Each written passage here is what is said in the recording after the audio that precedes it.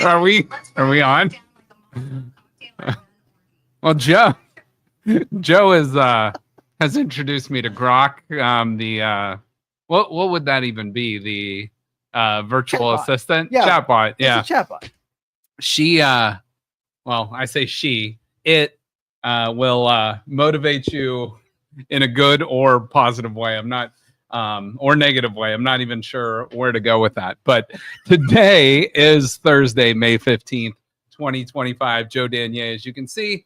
And I am Justin Coffin. Today is, again, Thursday, May 15th. We're going to get after a lot of stuff on this show. We're going to try to get it to you in about 45 to 50 minutes, but we got a lot to cover. So, unfortunately, I'm going to start real quick with the Cleveland Cavaliers here in a minute, but here's a quick look at what we're going to kind of get into on the show. We're going to talk the Cavs real quick, what they need to do in the offseason now that their season came to an unfortunate end. The Browns and the NFL schedules were released yesterday. We're going to talk about that. We're going to talk about Ohio State versus Big Noon. The Michigan Wolverines are they're clock is ticking for June 6th and 7th. If we have time, we're going to get to some of the topics on Black Mirror on this seventh season of Black Mirror. But let's start and go ahead and first of all, since our last show, we've had a new pope elected, and he is an American pope. I thought this was just a really cool picture, and I wanted to share this with you guys. Let me see if this comes up. It will not, but that's okay. But anyway, shout out to new Pope Leo, I believe that's the 14th. So the first American-born Pope from the south side of Chicago. I normally, you guys know, I use a lot of slides, and it's kind of my cheat sheet on here. So I'm going to use it, but I'll try to talk you through if I do any of those slides. But anyway, let's get to the Cleveland Cavaliers. Unfortunate ending. This team goes out and wins 64 games in the regular season. They were number 2 all time in NBA history in offensive efficiency, and won the first round series by, I believe it was 133 points, which was the most all time in a 4-game sweep in round 1. And then unfortunately the Pacers come out and win the round 2. Cavs dealt with some injuries, but really they have no one to blame but themselves. They shot themselves in the foot, blew game 2, an all-time unfortunate moment of blowing a 7-point lead with about 50 seconds left to lose game 2. And they did rebound and get back in game 3, but game 4 was an all-time just debacle for the Cavs. And then game 5, they were right there and just could not close and just could not make some big shots down the stretch. But to check in on the rest of the series, Oklahoma City looks to close out Denver. They're up 3-2. The Timberwolves in the West are up. They actually closed out Golden State last night. So they advanced to the Western Conference Finals for the second year in a row. Most likely going to play OKC. And then the Boston Celtics last night came back and won. They were down 3-2 or 3-1 to the New York Knicks. Come back, bounce back. But they have lost their superstar, Jason Tatum, probably for the next full calendar year with an Achilles tear towards the end of game 4 there. An unfortunate loss for the Celtics, but they still have that shot to get back to the NBA Finals, but they got to take the next 2 without their best player. And again, as I mentioned, a great season for the Cleveland Cavaliers, but a really quick, unfortunate ending to round 2. They bowed out. Donovan Mitchell said after game 5 that he still the next morning had not gone to sleep. He had went back and rewatched that game twice. He said, I'm not going to stop. We're not going to stop. We'll figure it out. And this team has a great core, as we know. And again, 29 teams this NBA season are going to end without either making the playoffs or end their season in a loss. Only one team hoists the banner. And there's a lot to say between the journey and the destination.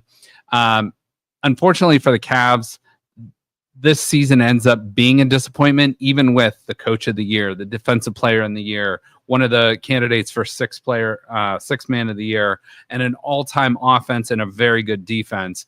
But again, you lose in the second round when your expectations are high. It really falls short. So we go through the post-LeBron era, and I'm going to run through these numbers real quick. So 2018-19, after LeBron leaves, they go 19-63. The year after is kind of the COVID year, 19-46. So 2 years with 19 wins. And again, they won 64 games this season. In 2020 and 2021, that was a little bit of a shortened season, but they bounced back a couple more wins, 22-50 that year. 21-22 season, they got back to above 500, 44 wins, 33 losses. They lose in the play-in game. But at least they're showing some growth. 22-23, 51-31. You can see these growing over the years. They lost in round one to the Knicks that year, 2 years ago. Last year, 48-34. So it took a little bit of a step back in the regular season, a couple losses, but you win the round one against Orlando, but you lose in the Eastern Conference semifinals to the eventual champion Boston Celtics. No harm there. That's pretty good season overall. This season, 64-18. You destroy the Miami Heat, but then you go out and lose the Eastern Conference semifinals to the Indiana Pacers 4-1. So just an unfortunate ending for the Cleveland Cavaliers in an otherwise great season. And there's going to be a lot of hot takes out there. Trade this guy, get rid of that guy, do this, do that. The Cavs are kind of at a maximum now with what they can do with their roster. They've signed Darius Garland to a big contract. Evan Mobley's got a max contract. Jared Allen signed an extension last year. Donovan Mitchell has a max contract. So they're kind of like maxed out on what they can do. DeAndre Hunter now comes on the books this year with the Cavs. So they have to get under what's called the second apron. I am not smart enough to discuss that with you. We'll try to get someone that's like a real good expert on the salary cap of the NBA and how that works, because that really limits your options. But the Cavs do have decisions to make this offseason. Do they go out and trade one of these core four? Hey, look, it's working now. So that's nice. All right. So do they go out and trade one of these core four, go get another superstar, maybe a 2-for-1 deal? They have a lot of decisions to possibly make. So we will see what they end up doing. But like I said, an unfortunate ending for the Cleveland Cavaliers in an otherwise great season. All right. Let's do a 1-minute check-in with the Cleveland Guardians. They are 25-18. They are second place in the AL Central, which is actually the most competitive league in competitive division in all of baseball. Outside the White Sox, every team is over 500. You got the Tigers on top. The Guardians are 3.5 games back. Royals 4.5 games back. Twins 5.5 games back. So a bunched up AL Central with a bunch of really good teams. But the Guardians are tied with the second most wins in all of the American League, and the only team with more is the Detroit Tigers, who lead all of baseball right now. The Guardians are winners of 3 of their last 4.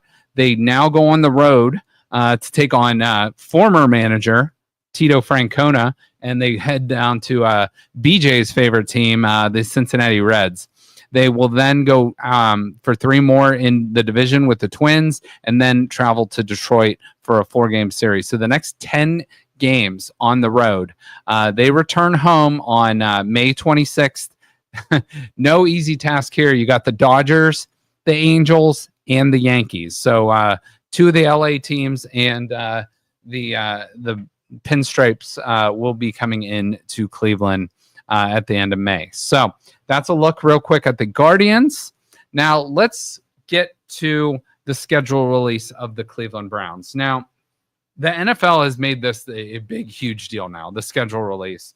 NFL has they own Sundays in the fall. They've tried to take over Thursday nights. They've tried to take over Sunday nights, Monday nights. They try to do the NFL draft in April, get some big ratings. And now in May, In March they have free agency, and now in May they're trying to make this schedule release a big thing. So what's your thoughts on the schedule release? Big deal or nothing? Didn't even look at it. Okay, all right, that's perfect then. So you're going in with a fresh eye on this. Yep. So I spent about 5 minutes scouring the schedule. Didn't put a whole lot of thought into it, but we're going to walk through it together, each of these games. But I did come up with a record at the end, and I want to see what you think about that. So they open week 1 at home against the Cincinnati Bengals. So a familiar foe. The Bengals, as we know, finished red hot last year, but they are notoriously slow starters. So we will see about that. The Battle of Ohio week 1 in Cleveland. Is Burrow hurt yet? Not yet, but Okay. there's a good Right. chance in week 1 he'll either not be ready or have just come back from like a calf injury or something. So that is a good time to catch the Bengals in week 1. Yes. So we'll see about that. And Kevin Stefanski. Now the Browns have actually lost 4 of their last 5 against the Bengals, but 2 of those games were meaningless. But his record against cap teams. He's phenomenal. So we'll see about that. All right, week 2. Another division foe with the Baltimore Ravens. This time you go on the road to take on the Baltimore Ravens. That's going to be a tough one, and we'll see about that. Flacco will still be our quarterback by then. Do you think Joe Flacco starts week 1? Yes. You do? Yeah. I am in the camp now where I think it's going to be Kenny Pickett, and then No. we'll see. Say it We'll ain't see. so. We'll see. It's early May or it's mid May. We'll cross that bridge again in July, but yeah, we'll see. So week 2 at Baltimore. Week 3, you come back, you host the Green Bay Packers. Green Bay Packers, one of the best teams in all of football, or I would say top 7 team in all of football. So that's another tough game. Then the following week, you go to Detroit versus the Lions, arguably a top 3 team in football. So the Browns' first 4 games is brutal. Bengals, so real quick, Bengals, Ravens, Packers, Lions. That's a brutal stretch for the first 4 weeks. Week 5, you have to travel to London to go and take on the Minnesota Vikings. The Minnesota Vikings will have already been acclimated to the time zone because they play the week before in, I believe it's Dublin in Ireland. So I think that's a major disadvantage for the Browns. And the Browns get no time off. They travel from, where do they come from? So basically, you're playing in Detroit on a Sunday to play the following Sunday in London, England. And then after that, you come home to play. Actually, no, you're back on the road against the Pittsburgh Steelers. So the Browns, the game against the Vikings is technically a home game. So, but the Browns are basically playing 3 straight games against the Lions, against the Vikings, and against the Steelers, all on the road. That's a brutal schedule. You're going from Detroit to London, back to Cleveland, and then to Pittsburgh that same week. So that's a tough stretch. Do you think it's fair that the Vikings get to play back-to-back games across the pond, whereas the Browns then have to go over? Shouldn't it be like both teams travel over for one game and then come back? Do you think that's more like, what do you think on that?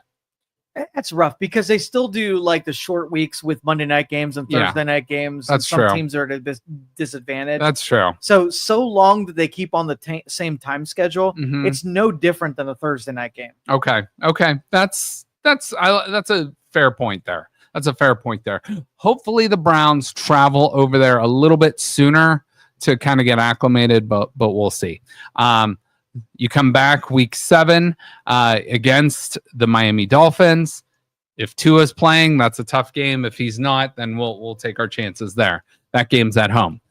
Week 8, seeming to be an easy game against the Patriots. I don't think so. I think the Patriots are going to be a decent team this year. I think they're going to fight for a playoff spot. And you're going against Mike Vrabel, who coached with the Browns last year and also grew up in Northeast Ohio. The Browns then week 10 go to New York to take on the Jets. Week 11 back home. By the way, they have a bye between the Patriots game and the Jets game in week 9. But you go to the Jets, then back home for the Ravens. You go to Las Vegas again, week 12. home against the 49ers. You take on your home again against the Titans, which could be a good matchup there late in the season. Then you go to Chicago week 15 to take on Caleb Williams and the Bears. You get the Bills at home week 16, but we know the Bills are going to probably be fighting for a top seed in the AFC. That's going to be a tough game. You get the Browns host the Steelers then week 17 of the season. We don't know who Pittsburgh's quarterback is right now. We don't know who the Browns quarterback is right now. So some tough stuff there. And then you bookend with the Cincinnati Bengals. So you get the Bengals week 1, you get the Bengals week 18 in the Battle of Ohio. That game then in Cincinnati. So that's a look at the schedule. Which week was the bye? Week 9. Okay. 9. So kind of like right in the middle, which is, I kind of like that in the middle there. So what do you think? Like give a rest. Yeah. So but injuries could happen, as we know, any week of the season. But it's nice to have it in the middle. But we'll see. So I'm gonna put my schedule predictions, and this again, it's May 15th. Things can change, injuries can happen. Maybe the team surprises us. We will see. But here's what I put out, and we'll see if Joe agrees or disagrees with me. So I have the Browns as their ceiling at 7-10 this year. I have their floor at 3-14. So probably a good chance they'll be somewhere in between. We will see. But I actually have them winning game 1 versus the Bengals, then losing the next 3 games to Baltimore, Green Bay, Detroit, and then actually the next 4 games, and then Minnesota in England. We'll see about that one, though. I have the game at Pittsburgh as a coin flip, depending on their quarterback situation. I put for the Miami game. If Tua plays, it's a loss. If he's out, we win. New England, I have as a loss. I put for the bye. I can guarantee we will not lose that week at least. So the Jets, I think, is a coin flip game. We'll see about that. Baltimore, loss. Vegas, coin flip game. We lost out in Vegas last year, and we were the better team, but they have gotten better and we have not. So we'll see about that. San Francisco, I know they're down, but I still think that's a loss. Tennessee, I do think we win that game. We'll see. At Chicago, a loss. Buffalo, loss. Pittsburgh at home, I think that's a win. And then Cincinnati at the end of the season, I think that's a loss. So if you take all the wins and you make all the maybes a W, that gets you to 7 wins. If you make all the maybes a loss, that gets you to 3 wins. So what's your thoughts on that? And again, this is my 5-minute take, quick prediction on what I think the season could be. So I'm close to you. I'm a little more optimistic. 10-7 rather than 7-10. 10-7. You think there's 10 wins on this schedule? Yes. Well, because I think the first part of the season, and Flacco being the quarterback, I think he's going to play 5 or 6 games before we have either our Shedeur Sanders entry into the season. Okay. I'm going to take Baltimore as a win. Okay. I'm with you on Green Bay. I'm with you on Detroit. Minnesota probably. What did you go? Miami, like you went the win. It's part of your the win, right? I think it depends on Tua's health. If he plays, they're so good when he plays, but if he's out, they stink. So you know what? He's probably concussed by then. Let's give the Browns a win on that. Okay. One. All right. I'm going to go with you on Miami. All right. I'm going to go New England. The bye, that's a toss up. We might experience a loss there. The Jets, I'm going with a sure win. Okay. Baltimore, we're going to split it. So this is going to be, I'm with you on the loss. Las Vegas, man, that's a tough one right there.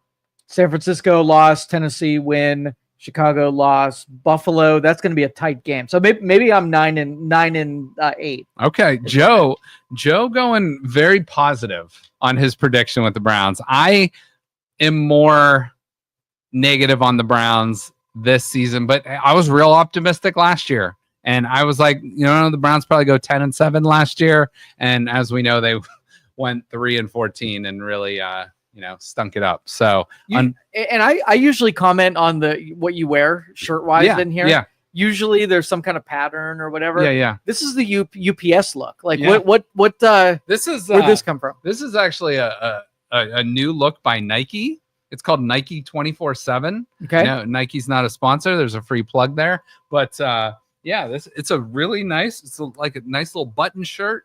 They got a nice line of I got some golf pants 24/7. It's not cheap, but if you can find like a nice 20% discount code or something, it's well worth it. Good quality too. So okay. and You find yourself asking for people's signatures or button. Oh, look at that! Like show some chest hair off in there. This is more of a tan than a brown for UPS. I'm just telling you what aura you're giving off. That's all right. All right, that's fine.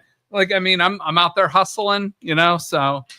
Today was a long work day too, so there you go. I do feel like a UPS man today, but hey, maybe just like UPS, I'm here to deliver. So hopefully we deliver some goods. But so Joe more positive. Joe's thinking 9-8 or 10-7. Yeah. I'm in so you know what? Let's split the difference. So why New England and the Jets? Why do you think they're going to turn? New England's going to be good. New England's going to be good. Tell me why you think that. I think the new head coach, Vrabel, comes in, he toughens them up. They have their quarterback in Drake May. They spent a lot of money in the offseason. They got some weapons. Their defense is always going to be good. But if they can get Drake May, their running game, they got Travion Henderson from Ohio State in the backfield to pair with, I forget the running back's name, but he's been a workhorse the last few years. But you pair them with some decent weapons. I think New England could be pretty good this year. I think New England's going to be fighting not to win the AFC East. I think Buffalo's too good, but I think they're going to be at like a 9-8, 10-7 type team. Because they were in shambles last year. To put it together, like I can see spark. I can see them really getting it together, but I think they're still going to struggle. It's all about that quarterback. Yeah. And I think they got the quarterback in Drake May. So we'll see on that because they have had a real fall off since Belichick left. Yeah. Belichick's had a big fall off since he's left outside the girlfriend, but girlfriend's a big upside. The girlfriend, the looks are a big upside. She's a head case. We're gonna look crazy. We actually have a story about her in a little bit. So we'll come back to that. But again, real quick. So if I had to predict right now, I'm probably going Browns 5-12. I kind of split the difference between the ceiling and the floor. And what's your feeling on the Jets? Why are you feeling that? Well, they got Justin Fields at quarterback now this year. They have a lot of talent on that roster. They just haven't got the good quarterback play. And Aaron Rodgers was there last year. It's kind of, he's coming off that Achilles, so he started slow, but they just look like a team in shambles last couple years. But I think they've built a really good team and with a lot of talent. But again, if Justin Fields is the guy, they could be really good next year. But if he's not, then they're going to flounder a little bit. So I think they're going to be like right where I say that could be a coin flip game. But I think being in Cleveland again, too, any of this could change based on injuries, based on trades, whatever. But I think right now, the way it looks right now, the Browns and the NFL don't think the Browns are going to be great next year. And one reason I say that, Browns have 0 primetime games, none. No Thursday night games, no Sunday night games, no Monday night games. So your Sunday afternoons, you can pretty much bank on the Browns playing on Sunday afternoons next year. Outside of outside of that Sunday morning game, which will be in London because the time changed there. So I don't know. You're optimistic. Honestly, you're optimistic. If you're putting a team together and you want 0 pressure, you want and no spotlighting, you just want to be under the radar. Yep. That's my season. Okay, so I'll take it. Okay, all right. So let's see. The betting markets though would go. Your prediction, I would go over, and my prediction, I would go under. So I'm very interested. I have not looked at the Las Vegas spreads yet. I know the win totals are out. I would guess the Browns are 4.5 to 5.5 in that win total range. So if it's 4.5, I don't know. If it's 5.5, I'm probably taking the under. So that's where I'm at. Let's switch gears a minute. You had a guest on your show recently, Tex Fisher. Yeah. He is an Ohio State representative from this area. Tex Fisher has now put together legislation that would prevent a state university in Ohio, he's talking about the Ohio State Buckeyes, from competing in a game before 3:30 if both teams are ranked in the top 10 of the AP poll. outside of Ohio State, Michigan. That game has kind of always been bookmarked as a noon game, traditionally, outside of 1 year in 2006, which was at 3:30. So let me give you a little quick backstory on this. So Ohio State and, the main broadcast partners are Fox, CBS, and NBC. They used to be with ABC and ESPN. Contract shifted. Fox paid a lot of money. So did CBS. So did NBC. So the way it goes now, the prime games go noon on Fox, 3:30 on CBS, and then NBC usually gets the night game. So that's kind of the big ticket windows for college football. Now, Ohio State has fallen victim to Fox's, being kind of Fox's money grab. So Ohio State is the big, they're like the prize pig you take to the fair. You know what I'm saying? They are the cow that's going to get you all the, bring in all the sales, all the money. They're the cash cow for Fox. So you get the most eyes on Ohio State football. So they're like, well, instead of competing against the 3:30 window on versus on another network and the primetime window on another network, let's make noon our window. There's not a whole lot of marquee matchups then. Let's slap them at noon. We get the most eyes on the noon window, and then we'll get some residual views on some of our like lesser games at the at 4:00 or 7:30 or whatever. What say you on Ohio State being victim? And I'm going to tell you why it's a not always a great thing to play at noon. But why do you think? Like, do you think it's Ohio State's responsibility to just say, yeah, we'll play at noon, no problem, and versus like they want the primetime window? So what you say you on that? So the TV coverage should be based on the number of eyeballs that are watching the game. So if noon's your big spot, 9 p.m. is a big spot, whoever gets the most revenue for the ad dollars, they're the one fronting the bill for this. So I would say like just me, noon is perfect. I go to bed at 8:30. So like you put out a late game, like I'm not watching or I'm at least checking out at halftime. Oh, so let me push back on that. Yeah. So obviously, I think no matter what time this game is on, whether it's and I'm the reason I'm talking about this, Ohio State and Texas play to open up the season. Ohio State's going to be a top 5 team. Texas is going to be a top 5 team. So you might be talking about number 1 versus number 2, very first game of the season, playing at noon on August 30th, on a Saturday, August 30th. To me, that is a huge negative for Ohio State, and let me tell you why.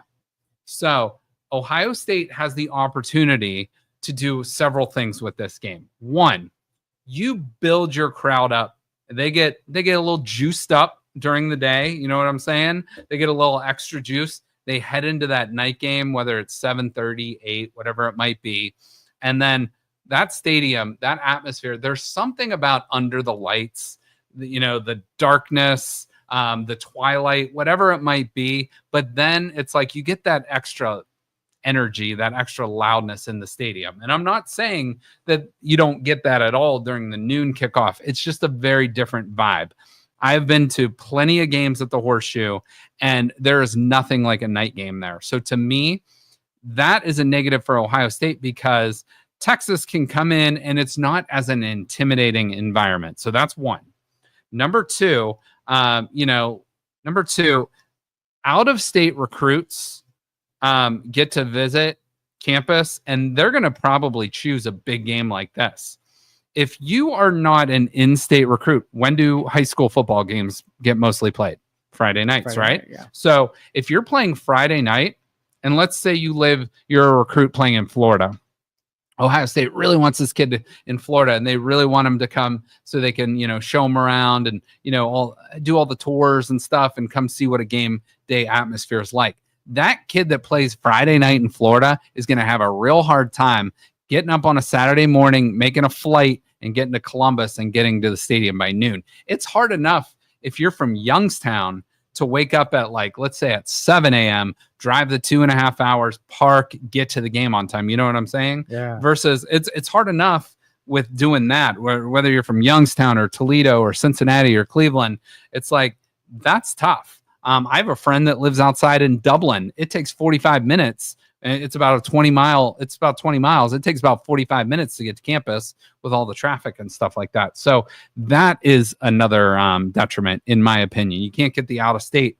recruits in, maybe even some of the in-state recruits.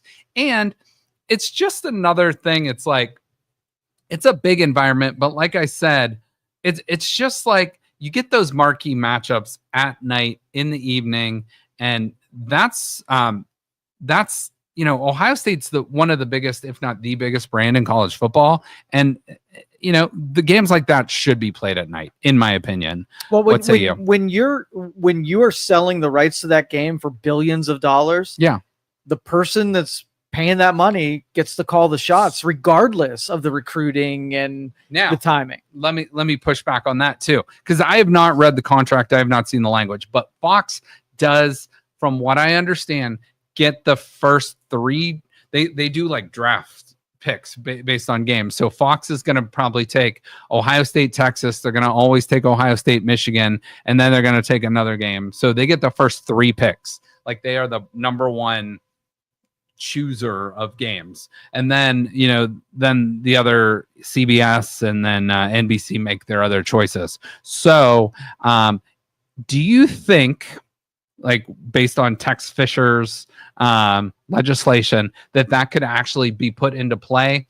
Or do you think there's something to say, what's wrong to say with, hey, Fox, we'll give you that game, but let's make it at like 7 o'clock or 7:30. I don't think there's any language in there that stipulates. Now, it sounds weird, big noon kickoff at 7:30, but what's to say, why can't we just for one game, push it to an evening game? And let me tell you one more disadvantage. These two teams are playing a home and home. Texas's home games will be broadcast on ESPN or ABC. I 100% can guarantee you that will be a night game. So that's an advantage for Texas next year. So why does Ohio State not get that same advantage?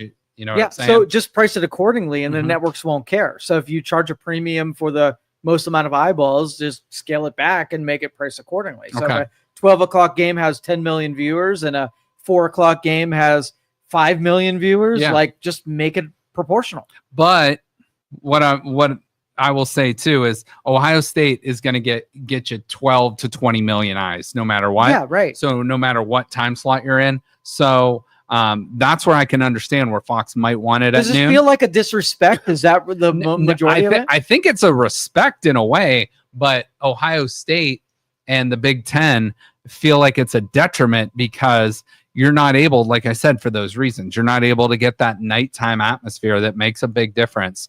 You're not able to get those out-of-state recruits in to your stadium for that game. And, there's several other reasons too, but I don't mind playing OU, Ohio University, or, Grambling or whoever else is on the schedule at noon. That's fine. But maybe make it where a team has a caveat in there where they can opt out of one game per year and say, like, hey, this is Ohio State's vetoing that pick, so so they can make a trade with NBC or whatever it might be for that night game.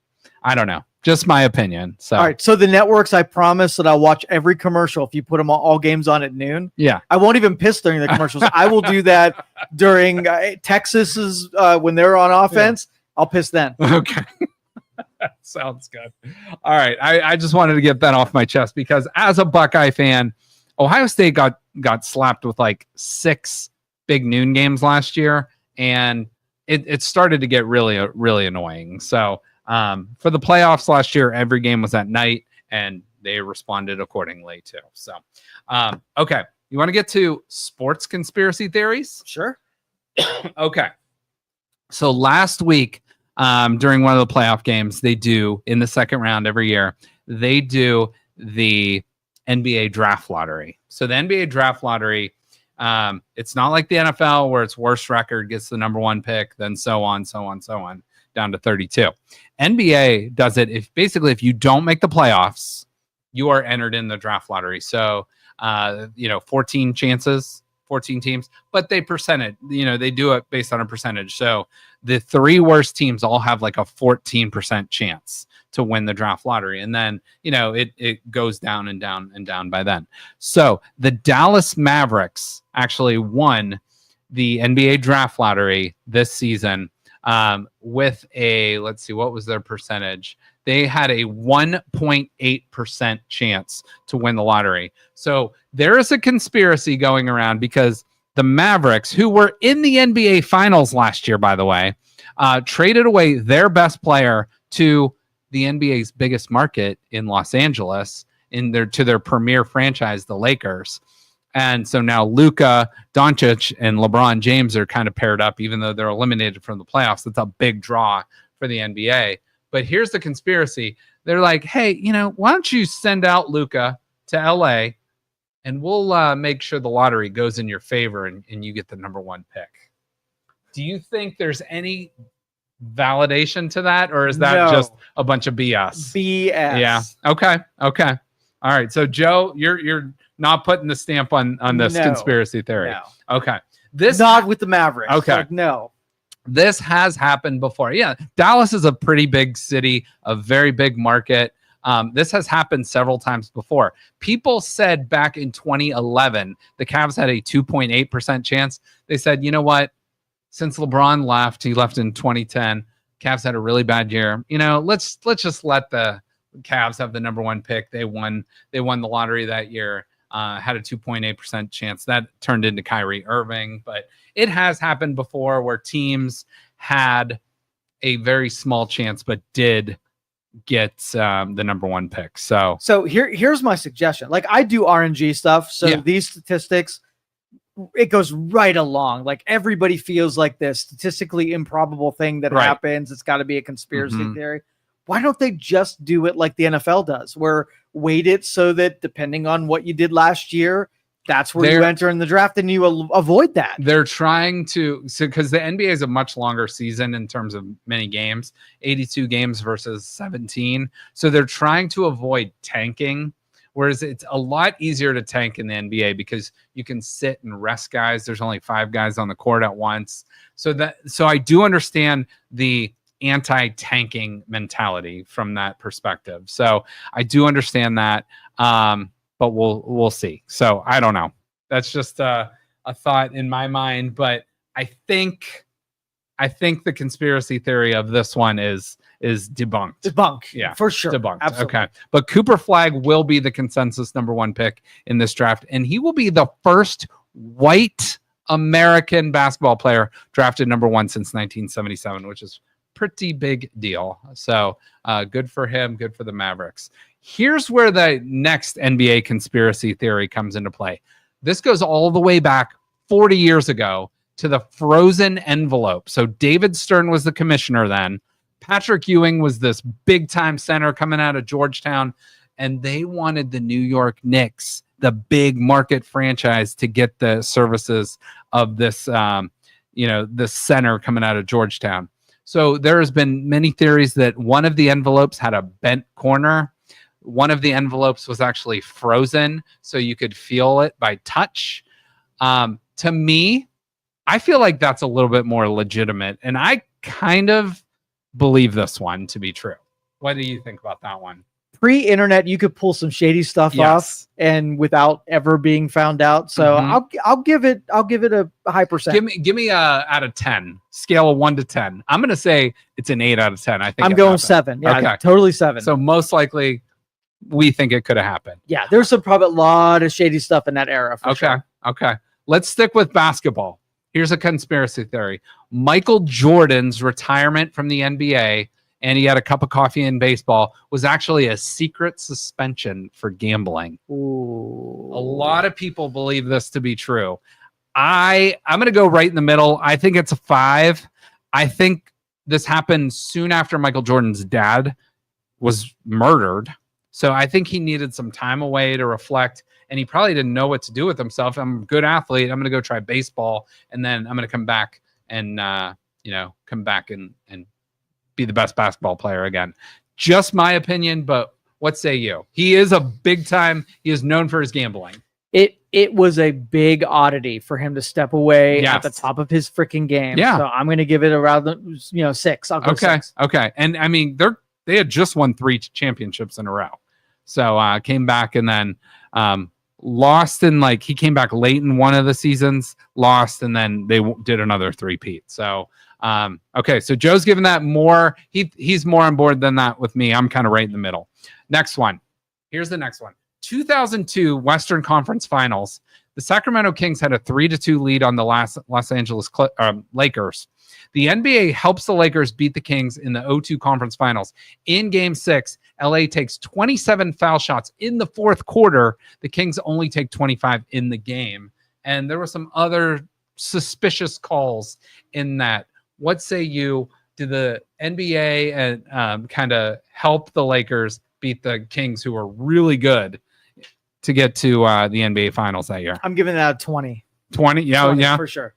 I think I loved watching that Kings team. I thought it was very validated, this conspiracy theory. If I was a Sacramento fan, I'd be 10.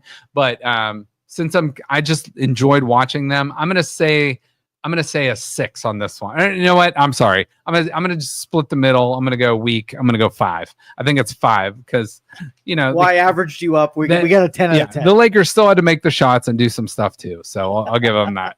All right. Here's a recent one. We're gonna switch to football.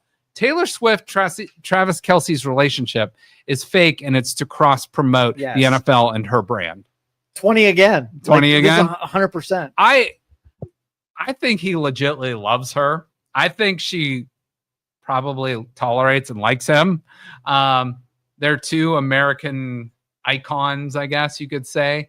But I'm gonna say this is a 6 out of 10. I'm gonna say this was a match made, and they're the ones that have to keep it up. So you're on board. 10 out of 10. Yeah, that's a no-brainer. All right.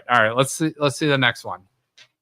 All right, this is one I had no idea until I started doing some research. This is amazing. So, of your Yellowstone fame, and Kevin Costner's done so many great baseball movies, had so many great movies, but here is a great one involving him and Cal Ripken Jr. The Baltimore Orioles intentionally caused a blackout at their game so that Cal Ripken Jr. would not miss a game during his Ironman streak. He famously beat Lou Gehrig's 2,130 consecutive games played because he was busy beating the shit out of Kevin Costner for sleeping with his wife. Oh. So apparently Kevin Costner sleeping with Cal Ripken Jr.'s wife. Cal Ripken found out, beat his ass, got hurt or something, and needed a day off. So Baltimore Orioles in turn cut the power, do whatever, so he can so that game can get canceled and he can play the next day. What year was this? Do you know? I do not know. It's 80s? Sometime. No, I think sometime in the 90s. So sometime in the mid to late 90s. I'm gonna guess. I'm gonna go with high probability. I'm going with a 7. I think this is true. I'm not gonna go 100%. I think this is an 8 out of 10 for me that this actually happened. So that's a wild one. And those streaks especially were a big deal in that era. Oh yeah. So to do something to cause calamity for that, absolutely. Hell yes. All right. This one, I'm a 10 out of 10 on this one. But after the 1994 strike, MLB owners, players, and league executives conspired to ignore the growth of steroids in an effort to save the game through the tiresome barrage of home runs. So, Sammy Sosa, Mark McGwire was a huge thing, Barry Bonds, but there was the big home run chase throughout the 1995, 1996, 1997 seasons, where it was just bombs away for all these guys, and the roid rage and whatever. And it eventually came back to cost some people maybe chances at the Hall of Fame and stuff. But what say you on this? Total conspiracy. Yeah. They took a blind eye to it. It was great for baseball. Fans loved it. So yeah, it was non-issue. Okay. All right. Here's one I did not know about, and I found out yesterday. I looked into this. Muhammad Ali, Sonny Liston, So, Muhammad Ali's float like a butterfly, sting like a bee, float like a butterfly, dive like Liston. In his 1965 bout with Muhammad Ali, Sonny Liston, who did, after all, learn to box in prison, bets against himself. So he took a dive to pay off a mob debt and is KO'd by a phantom punch by Muhammad Ali. What say you on I would this like to watch the video for that, but I would say that is completely possible. I would be interested in some of our boxing experts around, hearing what they would think about that. I'm going to give this a 3 out of 10 because I think boxers have so much pride on the line. And I mean, they're literally putting their life out there. But if he knew he was throwing the fight, I mean, how many rounds did it go? Do you know? I do not know, but he was knocked out. So, but if somebody pitched it to you, you're in deep with the mob. You got a couple of $1 million score to settle. Yep. All you got to do is get in the ring with an equally sized person and take a dive at a reasonable amount. Yep. You can go 1 round and spar along. If he's a big dude, he could probably hang. Yep. And all you got to do is fall, right? Make it look believable, and all your problems go away. And that picture is iconic of Muhammad Ali standing over top of him. But I don't know. And believe me, gambling and the mob ties and stuff were big back then. Speaking of mob ties, there's a conspiracy theory that Jimmy Hoffa is buried under the old Giants Stadium. The what was he? Teamster, but in the mob, stuff like that. I'm going to give this a 5 out of 10 because I really don't know much about this story. This was one I read on a separate article. What say you on this? So I watched a Jim Carrey movie, and they discovered Jimmy Hoffa, and it wasn't at Giant Stadium. So I am convinced. Zero. Okay. Yes, it's not a conspiracy. Right. And that's a lot of digging to find him under there. So that's a lot of concrete boots on in New Jersey there. All right, another football one we'll close out on here in a minute. But in 2007, the NFL commissioner Roger Goodell destroys the Patriots Spygate tapes because they reveal even more damning form of cheating. I believe that 110%. I'm giving that a 10 out of 10. I'm with you, 20 out of 10. All right. And I believe that year they were playing, I can't remember if they were playing the Rams. I think they were playing the St. Louis Rams. It was still when they were in St. Louis, to win their first title. And I think from there on, that started the legacy. But I think, much like Michigan football, Tom Brady is a Michigan man, that there was some cheating to acquire a championship. Yeah, so. And I hate to even call it cheating because every sport that I've been around, all of the teams that dominate, there's a reason, and nobody can ever quite figure it out, but they know something dirty is going on. Yep. And they do it so brilliantly that they're able to pull it off for decades. Yep. And it only is the Patriots. I mean, obviously, they had a run with Tom Brady for what? 15 years? At least 15 years. 15 years? Yeah, close to 20 probably. And so at the end of that era, you take away the cheating, and then they just normalize like any other team. So you know that anybody who puts that much runs in, I don't care if it's NASCAR racing or the Houston Astros, baseball, Michigan, anything. Somebody finds a gray area advantage and they exploit it as long as they possibly can. Okay. All right. Very interesting. All right. Let's go about 3 more minutes. Let's hit a couple quick news and notes, and then we're out of here. So, speaking of Bill Belichick, Jordan Hudson, his girlfriend, reportedly turned down Dancing with the Stars in order to focus on UNC, University of North Carolina, football. What say you on that? What about UNC football? What's she doing there? Bill Belichick is the head coach there. And but what is she doing well, there? Exactly. I don't know. She's I don't know. Maybe professional advisor. Maybe she's handling all the recruits' footballs. little you did this. Yeah. What is that? No, I don't know. Maybe she's helping out with some recruiting. I really don't know, but apparently she turned down Dancing with the Stars to keep her focus on Tar Heel football. We need her in the formulation of UNC football. Yes. All right, real quick on this. This one pisses me off. All right, pissed off. Pete Rose, Shoeless Joe Jackson are now, and many others, but these are 2 of the highlighted guys, are now eligible to be Hall of Fame elected, which Pete Rose should have been, in my opinion. I want to hear what your opinion is. Pete Rose should have been in the Hall of Fame 20 years ago. I know the whole gambling, integrity of the game thing. He was gambling on his own team. I don't know all the details, but Pete Rose is the all-time leader by far in total hits by a player in Major League Baseball. What's the one hardest thing to do in sport? It is to hit a baseball. That guy was awesome. His nickname was Charlie Hustle. He was a great player, a dog, and, maybe kind of an ass, maybe kind of a piece of shit off the field, but he was a great baseball player. And there are some pieces of shit in the Hall of Fame, legendary MFers that are in there, not great people, but we are going by baseball. Now, if he straight up murdered someone like OJ, you can take him out of the Hall of Fame, whatever, that's fine.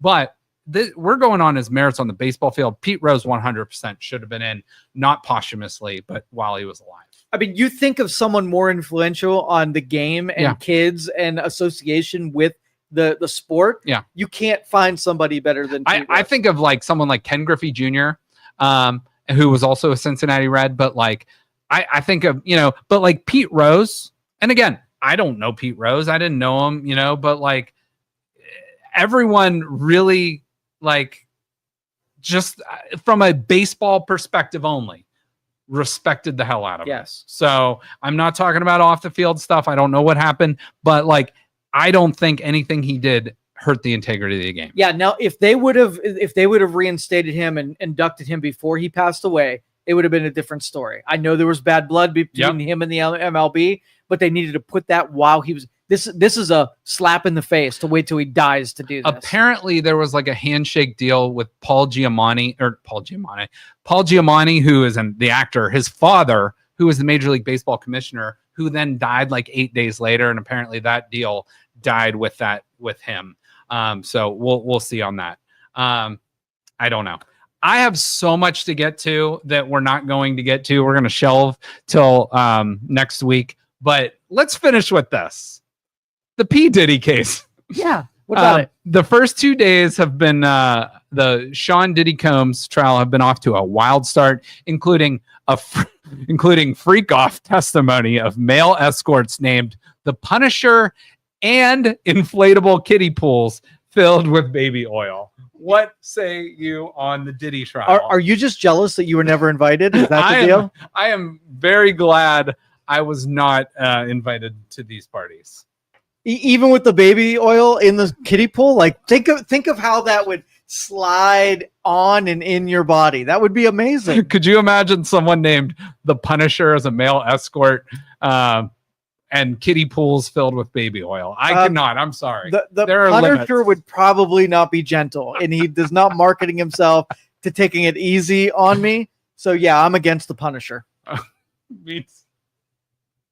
We're gonna end there. I will say, and I have a full breakdown, but we just don't have time today. But the show Black Mirror has been released on Netflix. All 6 episodes are out. I've watched all of them except for the final one. So next week we're gonna get into that show I'm gonna watch it tonight. and all the really cool stuff there.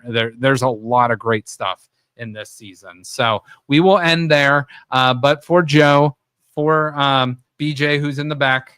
And for myself, appreciate you guys watching. Make sure to like, subscribe, follow, all that good stuff. Really helps us out. So thanks for watching the 330 Sports Show on Youngstown Studio. Everyone have a great weekend, and we will